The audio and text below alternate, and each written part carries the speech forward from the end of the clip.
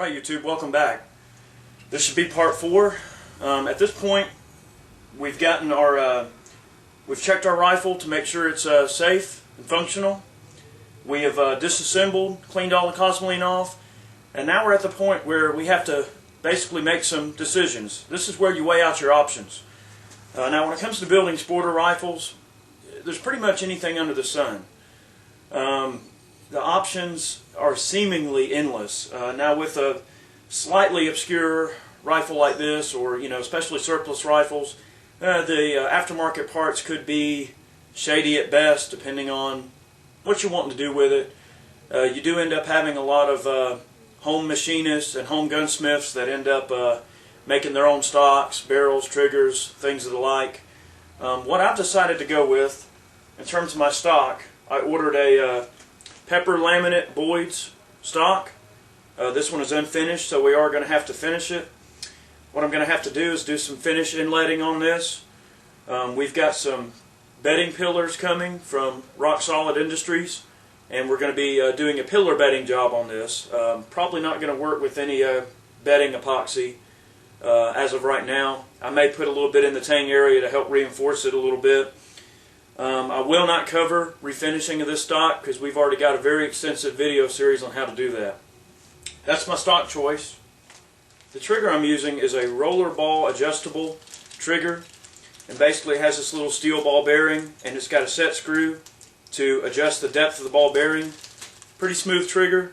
We'll talk more about it later.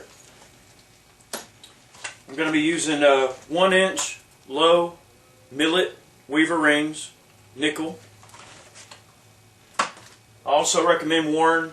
If you don't like millets, you can go with the Warrens. The piece of glass that I'm using is actually just one that I had laying around. It is a True Glow 9-3x50. Basic little scope, illuminated reticle, 1-inch tube. Not fancy, but probably, I don't know, retails for around $1.99. So not a cheap piece of glass. I want to see how the gun shoots before I go throwing expensive glass at it, okay? So that's my scope I want to use. I'm waiting on the mount from Rock Solid. I'm waiting on the bent bolt handle from Rock Solid. What we're going to go through and do is we're going to shorten the barrel on this gun to 22 inches. We're going to remove the iron sights, which actually I've already done. I shot the video previously to making this one, but you'll see it'll be the next part. But what we're doing is, we're removing the old sights, and that is what I'm choosing to do for this project. Now, you can get as fancy as calling up like Lothar Walther, and you can order a match grade barrel if you want to put one on your rifle and have it chambered in the same cartridge. They will do that. I have also heard of people taking surplus machine gun barrels and turning down the shanks on them and rethreading them to headspace with the Mosin receiver, and you got a heavy barrel target rifle, and from what I've seen, they shoot extremely well.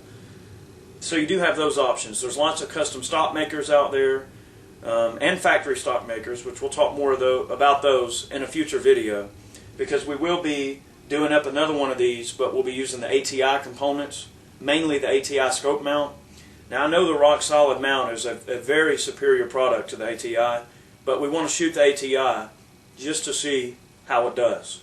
I know how it's going to do, but we'll do it anyway just because I know there's a lot of those mounts out there, and I know there's people that are wanting to install those, want to check them out. What we're going to go ahead and roll on with is the shortening of the barrel, remove the sights. Basically what we want to do with this whole arrangement here, you want to look at it in terms of your components that you have available and your finish options. Now, for this particular, all my metal parts, I'm going to zinc phosphate because I think that's going to go well with this pepper laminate stock and our nickel colored rings. So any removing of metal or modifications I'm going to make to any of the metal parts, I have to do before I'm going to refinish. So that's why we're going to go ahead and cut the barrel down, recrown, dress up this dovetail where the sight base was on, and then we're pretty much ready to zinc phosphate.